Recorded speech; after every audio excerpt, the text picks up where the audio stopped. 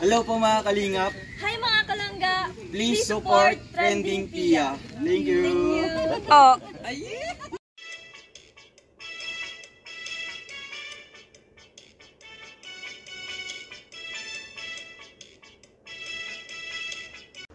Hi guys! Welcome back to my channel, Trending Pia po. Ayan. Maraming salamat po sa nagle-like, nag-share at nagsisubscribe kay Trending Pia. Ayan. Ngayon lang po tayo magka-clarify. Hindi po ako nakikipag-rebat, hindi po ako nakikipag-away. Ika-clarification ko lang po about yung mga issue na nangyayari na ibinabato nila sa akin. Ngayon, gusto kong ipaliwanag po muna. Ayan. Itong pinupukol sa akin na 7,000 daw. Ayan. Yan po ay nakalista. Ayan po. Ayan. Ang nagpadala po niyan ay si Ma'am Christina Daos, 3,000. At si Ma'am Rose Fronda, 1K. At 3K po para galing po kay Tita Benny Moyko. Ngayon po, kasama ko po kasi ang admin nila ng RRM. Kasama ko po kasi yun po ay si Miss Des Legaspi. Isinama ko po siya ngayon doon sa grocery. Sabi ko, siya kasi po uuwi siya kinabukasan. Sabi ko, yung perang hawak mo, yan na lang yung ating ilagay dito sa grocery. Ayan, nakalagay po dyan. Ito po yung grocery. Nag-grocery po kami ng 3,490. Tapos, yung taxi po ay 48 po. Ayan. Ang kasama po dyan ay si Des, yun nga pong admin nila, at si Tita Mila, at ako. Ako po yung sumama dyan sa pag-grocery. Ngayon, may natira po doon 3,500. Yung pera po ay sinulit ko po doon kay Des Legaspi. At siya po ang namalengke nung umaga na medyo patanghali lang nga po kasi nga po tinanghali ng pamamalengke. Kaya ang nangyari, hindi po talaga naluto noong lunch na yon. Pero yung pong ginamit na pinakain ko po yung mga bata ay hindi po yun dito. Hindi po yun dito nakabawas. Yun po ay isa-isa kong binigay po ni Tita MP. Na ito po yun po ay nakalista rin lahat dito. Lahat ng gastos. Ayan, nakalista rin po yan. Ayan po, hanggang sa kauli-hulihan na pera ay nakalista po. At i-correction ko po, ang pagsama ko ng Baguio ay wala po akong sponsor. Sarili ko po, ayan na, pera lahat. At yung po sinasabi ni Daddy Donut po, ayan, hindi po ako naninira. Yung po sinasabi niya po na screenshot na nahuli daw niya po ako na sinisiraan ko siya. Ito po kasi yon. Yan, ito po. Magkakausap po kasi kami ni Tita Gina, ni Lorne TV, at ako po, kaming apat. Ngayon, may family matters po doon. May family matters na hindi dapat lumabas, dapat sa family lang. Ngayon po, lumabas yun. Nasabi po yun sa amin ni Daddy Donut. Ngayon, syempre, concern po ako sa ating langga, Ruel at Rachel, na kaya, sinabi ko kay Dodong, Dong, alam na ni Lorne. Yun lang po yung sinasabi niya na screenshot. Yun lang po yun.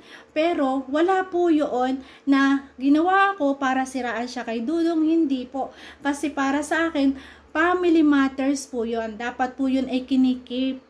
Hindi po yung basta sinasabi kung kanino lang. Kasi nga po, family matters. At ayaw ko po, kahit ako po, hindi ko po ilalabas yan. Kasi po nga po, family matters po yun. Family ng bawat isa. Ayaw ko po na lalabas yun kasi alam ko magkakaroon ng problema. Ayun po yung sinasabi sa akin. Itinanggi ko po yun kay Daddy Donut. Kasi nga po, paano ko ipaliliwanag sa kanya ng maayos? 'Di ba? At saka hindi ko siya siniraan. Hindi ko siya siniraan kay Ruel of Malalag. Lalo na po nung kami kay Dudong. Lalo na nung kami ay nagpunta po ako ng Tagaytay kasi nga naririnig ko na 'yan. Nagpunta kami ng Tagaytay. Hindi ko tinanong ko kay Dudong, "Dong, siniraan ko ba sa iyo si Daddy Donut?" Saan daw te? Saan parte? Hindi ko na sabi, okay. Alam mo naman ka ako, Dodo. Ako, sinasabi ko sa iyo, pag about sa mga sensitive na bagay. po. Yun talaga po. Kasi concerned po ako sa maglangga. Yun lang po yung sa akin. Ayan. At ang sponsor po, ayan po ay magsasalita. Ora mismo. Sasabihin din po ang both side niya. At ipaliliwanag niya kung ano ba talaga. Kasi guys, bago nangyari yung bagyo, ayan, yan po yung nangyaring issue sa aming apat. Ganon. Nalaman po talaga ni Ruel na lumabas yung family matters na yon. Kasi nga, sinabi ko, kasi baka po kasi lumabas pa. Baka po kasi hindi lang sa amin, lumabas pa. Kaya, inamin ko, tinanggi ko yon because of family. Ngayon, kung kinagagalit niya iyon, dapat, hindi na po dapat. Kasi, kami lang naman yun eh. Kami lang naman yung magkakausap nun. At hindi na dapat yun i-public para po sa akin. 'Di ba? Kasi concern po ng family yun. Ngayon, yung mga ipinupukol pa nila, yun nga, itong mga gastos na to, ang sponsor lang po dumaan ay si Tigina po. Wala po yung pinahawak sa akin kahit 5. Kaya lang po yan nakapagbigay sa akin kasi po, ako po ang nagpabook ng ticket ni Angeli. Akin po munang pera ang ginamit. Tapos po, binayaran niya ako. Nung binayaran niya ako, isinama niya po doon yung pang bayad sa van. Hindi ko po alam na bakit nagkaroon. Kasi nung pinabadala ko naman yung pera na yan, pinadala ko yung pera na yan kay Daddy Donut, tinanggap naman niya. Hindi ko alam kung bakit ngayon lumalabas yan. At saka, wala po akong video na sinisiraan ko po kayo, na nagla-live po ako, wala po akong ginawang masama sa inyo. Kung yun lang po yung inaano nyo na sinabi ko yun kay Dudong, kasi nga po, family matters yun, na dapat, hindi na dapat nasasabi. 'Di ba? Na hindi na dapat nakakalabas. Yun po yung pinangangalagaan kong yon. Tapos, kung about naman dyan sa mga issue dyan sa yung mga nangyari sa Baguio, hayaan ko na lang po na ang sponsor ang magkwento dyan. Kasi siya po yung pinakang main sponsor dyan. At dito po, ayan, doon sa 15,000 po na pinadala sa akin, ika-clarify ko lang po kasi yung gastos. Kasi ayaw ko po kasing maano talaga dito sa pera. Kasi kahit 5 po, wala ko na ano dito sa pera na to. Ayan, ang gastos ko po ay sariling bulsa ko. Naglalabas po ako ng pera ko. Ayan. Ang pera po na pinahawak sa akin ay 15,600. Ayan po ang pinahawak niyang pera. Nabawasan yan dahil po sa gastos na pamasahe ni Angeli. Namasahe si Angeli, nandito po lahat. Sa bus, nag-over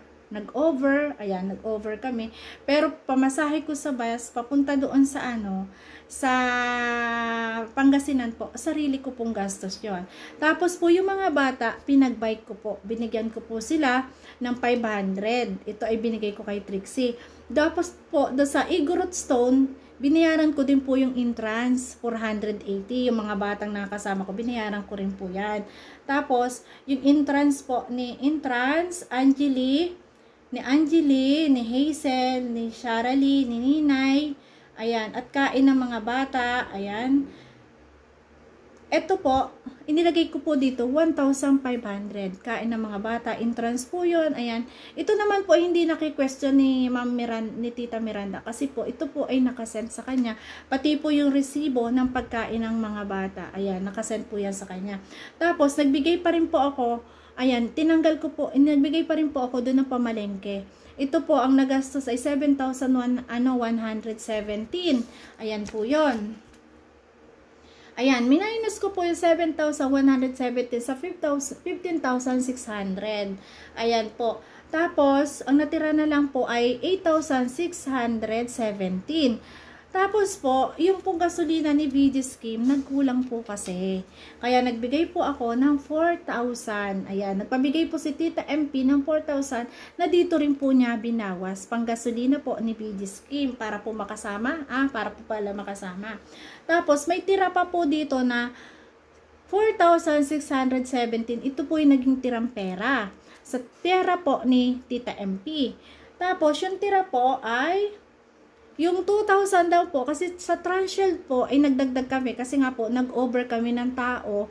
Ayan, nagdagdag po, nagbigay po ako kay Donut ng 2,000. Nakalista po dito. Ayan, nakalista yung 2,000. Tapos, yung mga bata, pumunta kami dun sa, yung may Lourdes po, sa Lourdes. Ayan, dun po sa Lourdes, ayan, pinasok ko doon yung mga bata, pinapunta ko po doon lahat, pati yung si tita nila, at saka si Trixie, ayan, lahat po yun ay kinastusan ko yung entrance. Dito ko po binawas dito sa allowance. Ayan po yun, 600 po. Tapos, pagkain. Kasi nga po, pagkain po, kasi nagpunta kami doon, gutom na, syempre, pina-Jollibee ko din po yung mga bata. Pina-Jollibee ko po, at akin po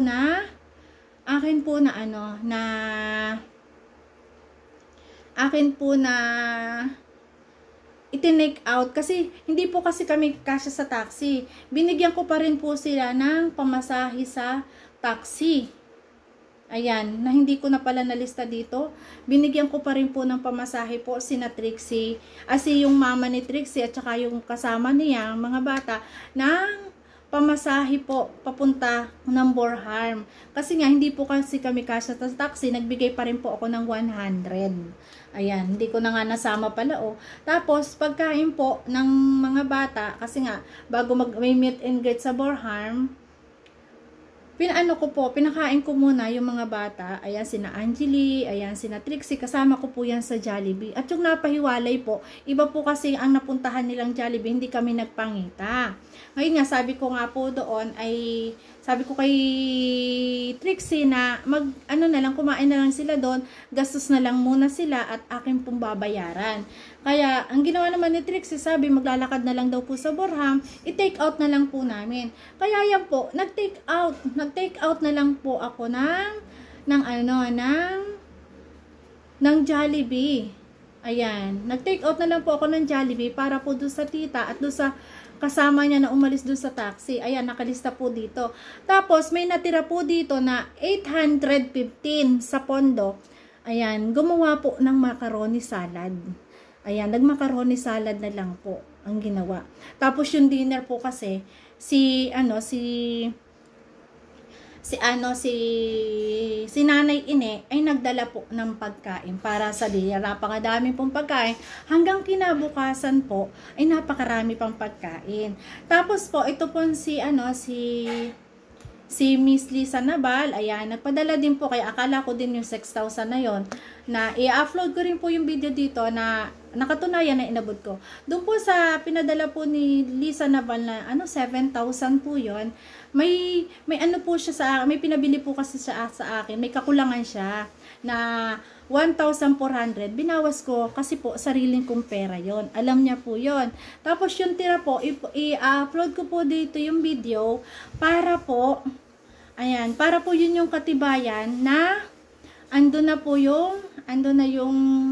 yung pera, ay kasi pauwi na, hinati ko na lang po kay Ruel at kay Rachel na panggastos sa daan.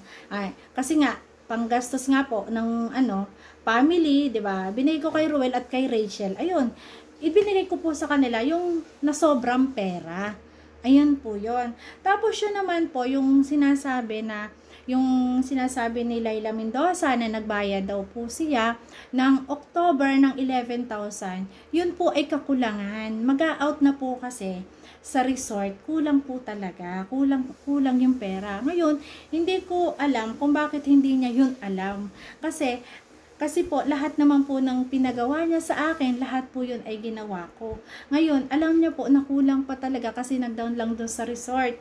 At lalabas na po sa resort, yun po ay inambagan ko pa rin para po pagka-out, akin po munang inambunahan. At yun po ay binayaran niya ng October. Wala pong problema doon. Ayan.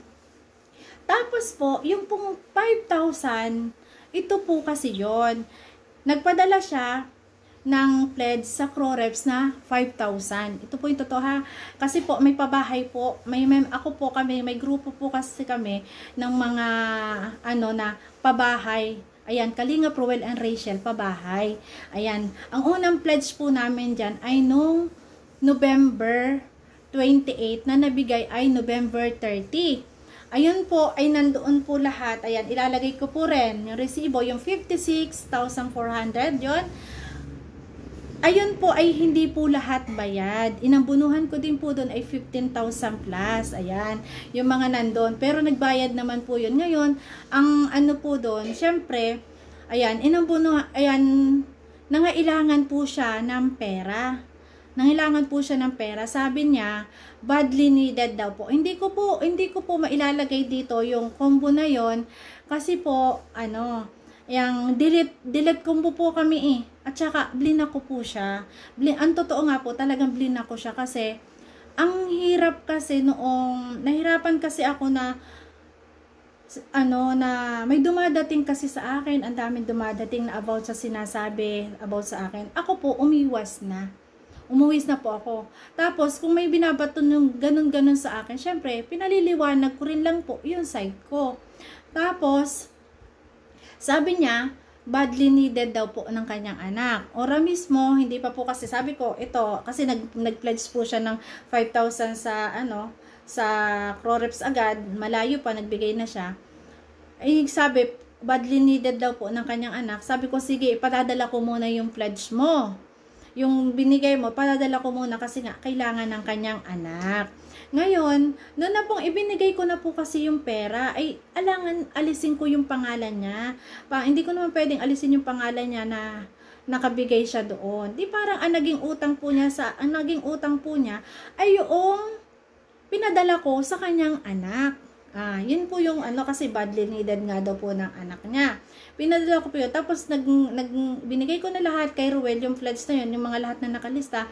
Inambunahan ko atay na 15,000 plus para po buo yung pera, maipadala ko na. Tapos si Leila Mendoza, ayan, may nakarating sa akin ganyan-ganyan na medyo nasaktan ako, pero pinaliliwanag ko yung side ko. Sabi ko, alam ng mga member niya kasi NSS po niya, pinasa po doon sa kanilang GC kasi may nagsabi din sa akin. Pinasa po doon sa kanyang GC at nakalagay nga po doon sa dulo na, ayan, okay na, tapos na tayo, basta bayadan mo na lang po yung utang mo. Yun po yung yung nakalagay doon, bayadan mo na lang yung utang mo. At ng mga nakaraang araw, sa totoo lang, mga nakaraan, siningil ko siya, ang dami po niya talagang alibay. Napakarami po niyang sinasabi sa akin, na keso ganyan, yung ATM, nasira, wala yung amo niya, ganun-ganun po yung mga sinasabi niya. Ay ayaw ko na po talaga ng maraming salita kasi ang dami ko nang naririnig. Ayan, ang dami ko na naririnig na about sa akin, na ganyan. Hindi ko na po siya doon. Hindi ko na po. Sabi ko na lang sa kanya, last ko na lang tong singil sa iyo.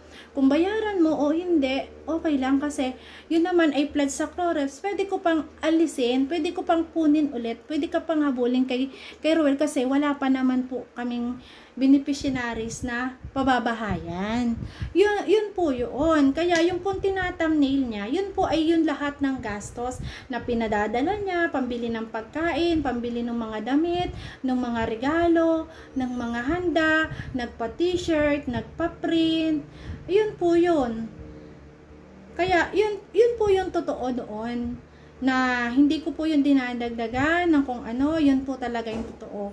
Mahinahon lang po ako. Ito sinabi ko yung totoo at ayaw ko po kasi na sinabi nga nung iba, paghahayaan ko na lang na ganon, para po malinis din na wala po akong binubudol na tao. Sa totoo lang, wala po akong binubudol na tao at alam ko po ay si Ate Gina ay handa rin po siyang magsalita about po dyan sa Baguio. Ayan po, yun po yung katotohanan. Yan po yung katotohanan. Wala po akong binubudol na pera, ilalagay ko po dyan. Kasi lahat po talaga ay nilista ko. Kasi alam ko po na dadating yung ganito. Kasi nga, may nakarating na sa akin. Na sabi niya kasi noon, ng Laguna, okay na yan, wag ko na daw ilista. Sabi niya gano'n, ko na daw ilista, okay na yan. Tapos kahit gabi, pinamibili ko siya nung mga iririgalo niya. Talagang inano ko yung lahat ng inutos niya sa akin. Pero nalungkot lang po ako na nagkaroon ng ganong issue. Nagkaroon na yung mga live, na about na talagang niname dropan niya ako. Pero sabi ko nga, si Lord na yung bahala. Basta ako po, ito po yung sinasabi kong katotohanan. Kung kayo po ay maniniwala o hindi, wala na po akong magagawa. Ito po ay last ko pong sasabihin, clarification ng gastos. Wala po akong binubudol na tao. Hindi ko po kasalanan na ang sponsor po ay mag-direct sa akin kasi natutuwa siguro sila sa aking pag-i-entertain sa kanila. Kasi wala naman po akong kinukuhang kapalit. Ang masaya lang po ako na mapasaya ko po si Ruel at si Rachel.